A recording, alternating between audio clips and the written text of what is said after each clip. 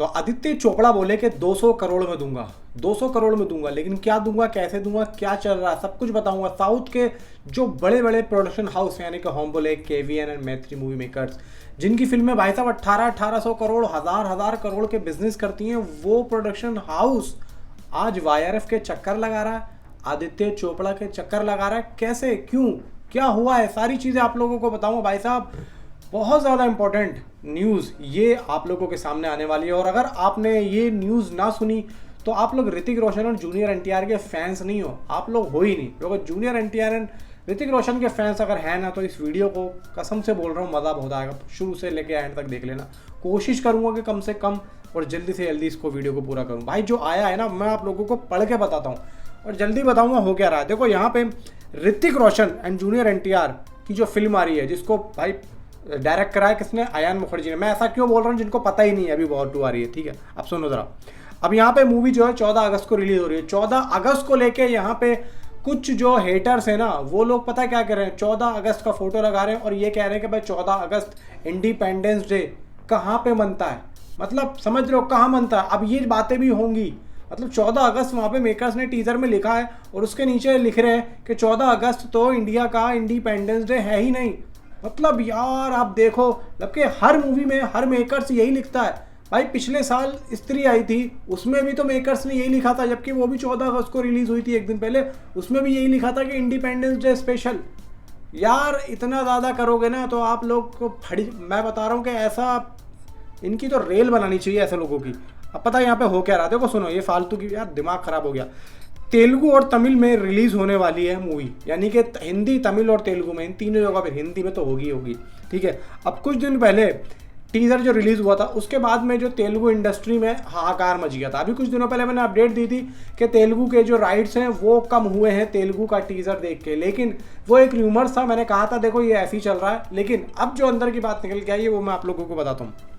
यहाँ पे वाईआरएफ को मैत्री मूवी मेकर्स ने एंड श्री वेंकटेश्वर क्रिएशंस ने, सितारा एंटरटेनमेंट और एशियन सिनेमा जैसे बड़े बड़े जो डिस्ट्रीब्यूटर्स हैं, यानी कि जो प्रोडक्शन हाउस हैं वो डिस्ट्रीब्यूट भी करते हैं फिल्मों को, तो यहाँ पे उन्होंने ख़रीदारों ने नॉन रिफंडेबल एडवांस NRA यानी न्यूनतम गारंटी ऑफर, यहाँ पे उनको ऑफ़र मिले हैं। एक सोर्सेज ने यहाँ पे बताया कि वॉर 2 के लिए ऑफ़र 90 करोड़ से 110 करोड़ रुपए तक के बीच में है, जिससे ये फिल्म काफ़ी ज़्यादा डिमांड में है। एंड वाईआरएफ वर्तमान में कई आक्रामक NRA ऑफ़र का मूल्यांकन कर रहा है और इस समय एशियन सिनेमा सबसे ज़्यादा आगे है, जिससे हिंदी और तमिल डब संस्करण के लिए तेलुगु राज्यों में 100 करोड़ रुपए का शानदार ऑफर दिया गया है। यानी कि आप ये समझ कर चलो, वॉर 2 को तेलुगु जो राज्य है, तेलुगु इंडस्ट्री के जो बड़े बड़े प्रोडक्शन हाउस है, वो कह रहे हैं कि तुम हमें फिल्म दो, हम तुम्हें 100 करोड़ रुपए देंगे, उसके बाद हम अपने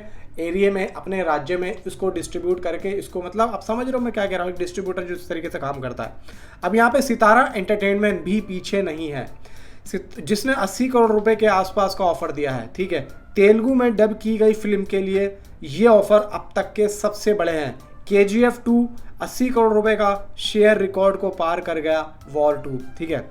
वॉर 2 की मांग सिर्फ तेलुगु राज्यों तक सीमित नहीं है, क्योंकि केवीएन प्रोडक्शन और हम्बाले फिल्म जैसे उद्योग के दिग्गज कर्नाटक में फिल्म रिलीज करने में मजबूत रुचि दिखा रहे हैं। यानी कि ये अपना कन्नड़ वाले हैं, केवीएन और हम्बाले फिल्म्स ने भी यहाँ पे रुचि दिखाई है कि भाई तुम हमें फिल्म दो और हम जो है अपने एरिया में इस फिल्म को रिलीज़ करेंगे।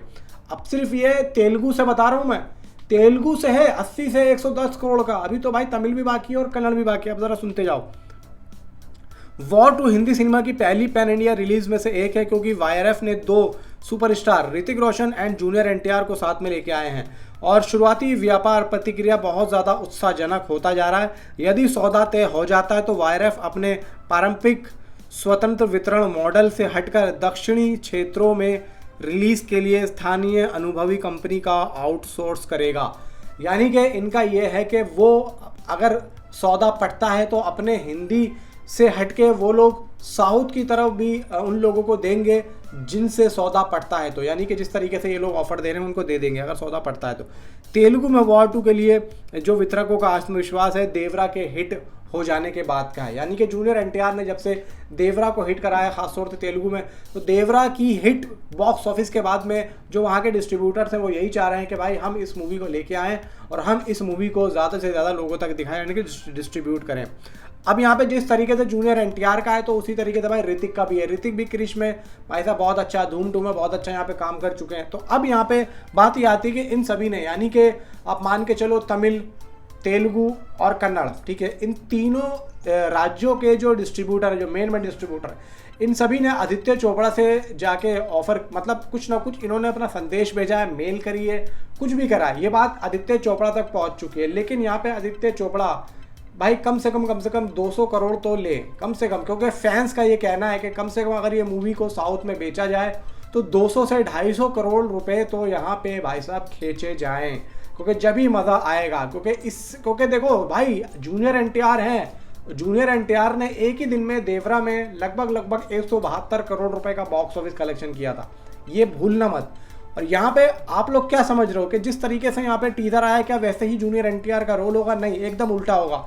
आप ये समझ के चलो कि जूनियर एनटीआर हो सकता है कि मेन लीड में भी हो, समझ के चलो। मेन लीड मतलब ये नहीं कि ऋतिक रोशन मेन लीड में नहीं होंगे, दोनों ही मेन लीड में होंगे।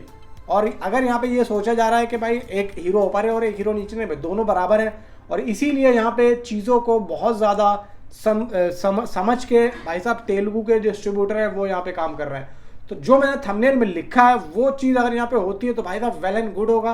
बाकी नीचे आप अपने कमेंट सेक्शन ज़रूर रखें क्या कहना चाहते हैं। मिलता हूँ आपसे अगली किसी वीडियो में। Thanks for watching.